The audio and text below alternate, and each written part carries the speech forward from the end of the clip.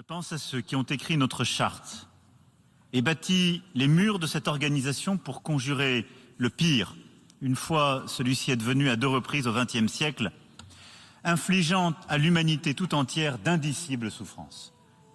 À l'humanité tout entière d'indicibles souffrances. D'indicibles souffrances. D'indicibles souffrances. N'oublions jamais cette dette. N'oublions jamais cette dette. D'aucune oligarchie géopolitique. D'aucune oligarchie géopolitique.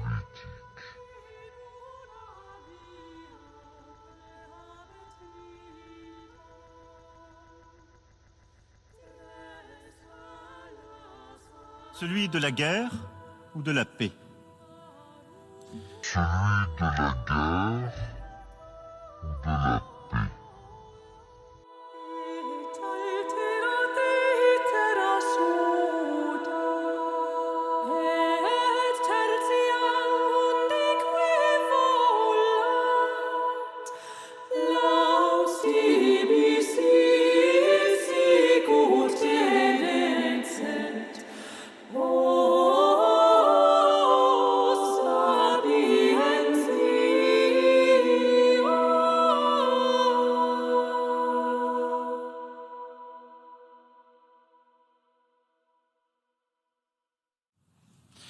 Nous avons aujourd'hui à faire un choix simple au fond, celui de la guerre ou de la paix. Notre organisation est un retour à l'âge des impérialismes et des colonies. Là-dessus, notre position est claire. La justice internationale devra établir les crimes et juger les coupables. Le combat des non-alignés, c'est ceux-là, ceux qui se taisent aujourd'hui, servent malgré eux, ou secrètement, avec une certaine complicité, la cause d'un nouvel impérialisme, d'un cynisme contemporain qui désagrège notre ordre international, sans lequel la paix n'est possible. Notre organisation s'emploie à installer l'idée, aujourd'hui, d'un double standard. Mais la guerre en Ukraine, elle est plus lointaine pour beaucoup d'entre vous, mais nous en avons tous les conséquences directes. Et nous avons tous un rôle à jouer pour y mettre un terme. Qui peut croire qu'il suffirait que la Russie remporte cette guerre pour que nous passions à autre chose? Personne. Notre organisation prend la forme d'une invasion territoriale, adossée à une guerre hybride, mondialisée, qui utilise le prix de l'énergie, la sécurité alimentaire, la sûreté nucléaire, l'accès à l'information et les mouvements de population comme des armes de division et de destruction. Le risque qui est aujourd'hui le nôtre est celui d'une nouvelle partition du monde. Notre organisation porte des valeurs universelles. Ne laissons pas s'installer l'idée sourde qu'il y aurait dans les valeurs de la charte quelque chose de régional, d'adaptable. Êtes-vous pour ou contre l'impunité? Nous avons eu tort. Mais cela ne saurait aucunement justifier de fouler aux pieds ce que nous avons collectivement bâti après la Seconde Guerre mondiale. Quel est cet ordre? Qui est hégémonique aujourd'hui? Que nous propose-t-on? Que nous vantons? Quel rêve vantons sur la bonne foi de certaines et certains ici? Ne cédons pas au cynisme qui désagrège l'ordre qui nous a construits et permet seul de tenir la stabilité internationale, car ces valeurs qui sont les nôtres. Nous sommes prêts à vendre, nous pouvons vendre et nous vendrons tous nos produits. Il y a un débouché sur le marché, c'est clair. Mais si le problème, c'est que si on continue comme ça, nos produits n'iront justement pas jusqu'aux pays les plus pauvres. On a 330 millions de tonnes qui sont bloquées. Nous, on a dit qu'on était prêts à les donner gratuitement aux pays les plus pauvres. Mais laissez-les au moins circuler. Et ils sont bloqués pour l'instant. C'est étonnant. Donc, ils ne veulent pas que la Russie gagne de l'argent. Mais si on le donne gratuitement aux pays pauvres, on ne va pas gagner d'argent. Alors pourquoi ils font ça? Je ne comprends pas. À quoi bon tout ça? Donc c'est du bavardage au niveau des pays les plus riches.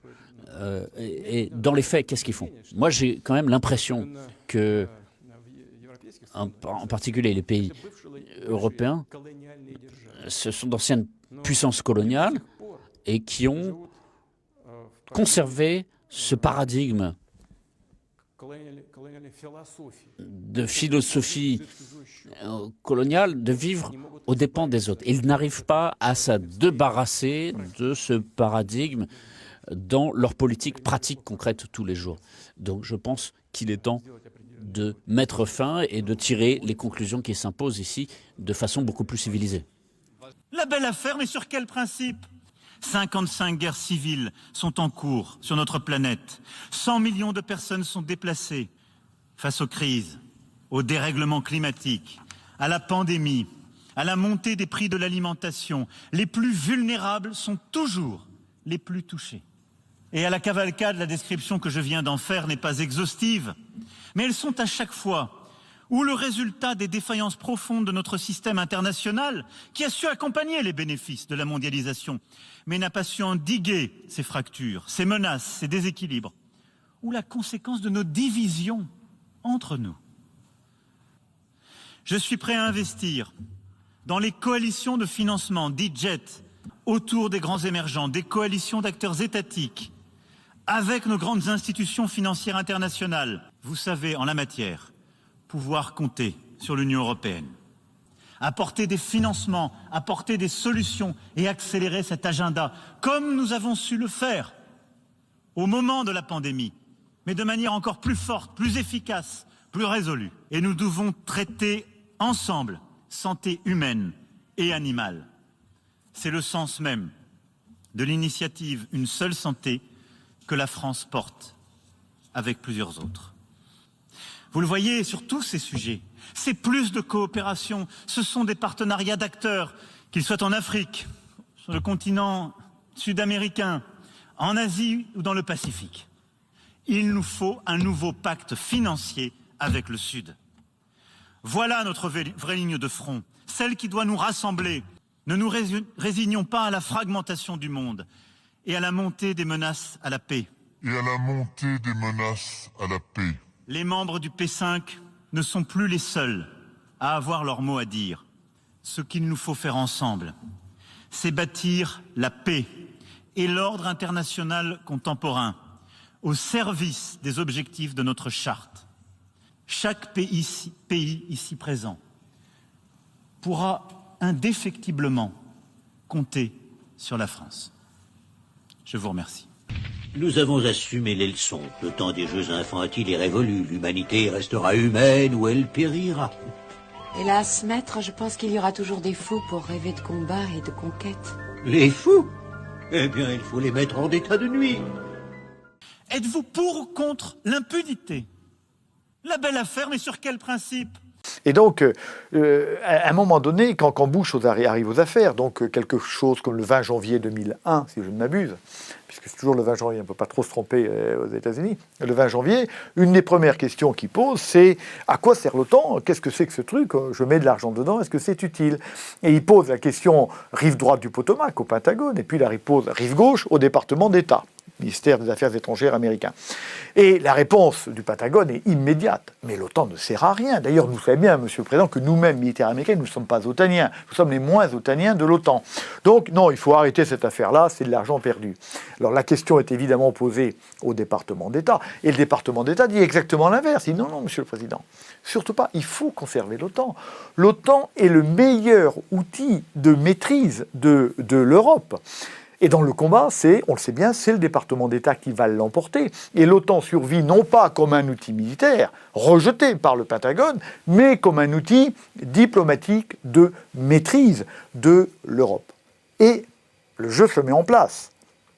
Quel est le problème? Donc l'Europe, pour les Américains, doit être en perpétuel devenir.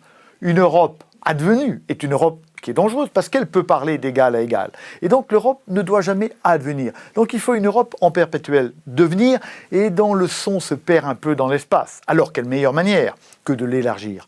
Il faut que l'Europe s'élargisse. Quel est le meilleur moyen de le faire? Très simple, élargissons l'OTAN. Et vous verrez, messieurs, que l'Europe va s'élargir derrière. Et c'est exactement ce qui s'est passé. Et alors, il serait intéressant que ceux qui nous écoutent aillent voir les calendriers d'évolution d'agrandissement de l'OTAN et les calendriers d'élargissement de l'Europe. Vous apercevez que l'Europe s'élargit au rythme de l'OTAN un peu derrière. C'est-à-dire qu'un des effets de l'élargissement de l'OTAN va être la dissipation, c'est pas exactement le bon terme, de l'Europe dans l'espace. L'Europe, qui devait être à 12 ou à 15, peut-être en 2002, à vérifier, elle va passer à 26, à 27, à 28, etc. Et donc elle est inaudible, elle ne parle pas, elle ne prend plus de décision. Les dates sont claires. Prenons le cas de la Pologne, c'est le seul, je crois, que j'ai en tête. La Pologne rentre dans l'OTAN en 2009. Eh bien, quelques années après, elle va rentrer dans l'Europe. Et pour tous les pays, ça va être comme ça. D'accord ? Donc, j'avance l'OTAN, j'avance l'Europe, et au bout d'un moment, l'Europe est dissoute. Il n'y a qu'un truc, quand même, que les Européens ont refusé, c'est d'admettre la Turquie dans l'Europe. Rappelez-vous les pressions de M. Obama pour que l'Europe, qui est otanienne, pourquoi elle est otanienne, pourquoi pas l'Europe, etc. Et là, les Européens ont senti quand même qu'il y avait quelque chose qui n'allait pas, qu'on allait un tout petit peu trop loin. Et puis les événements qui ont suivi la montée de Daesh à partir de 2014 nous ont bien montré que non, la Turquie ne pouvait pas faire partie de l'Europe. Mais on voit bien cette volonté permanente, quels que soient les moyens, de faire en sorte que l'Europe ne gêne pas le jeu de l'Amérique, que l'Europe reste un vassal utile, mais un vassal capable d'apporter les moyens, mais dont la voix ne porte pas. Êtes-vous pour ou contre l'impunité? La belle affaire, mais sur quel principe? Mais le Kossa pêche peu. Il amène du coloré. Écoute les orgues, elles jouent pour toi. Il est terrible, ce terre-là. J'espère que tu aimes, c'est assez beau nom. C'est le requiem pour un jeune con.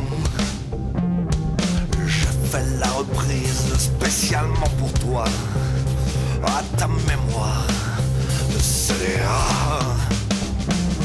C'est un joli thème, tu ne trouves pas semblable à toi-même, pauvre con. Voici les orgues qui remettent ça. Faut que t'apprennes par cœur, c'était là. Que tu n'aies pas même une hésitation sur le requiem pour un jeune con. Quoi que tu me regardes, tu n'apprécies pas. Mais qu'est-ce qu'il y a dedans qui te plaît pas? Pour moi c'est idem, que ça te plaise ou non.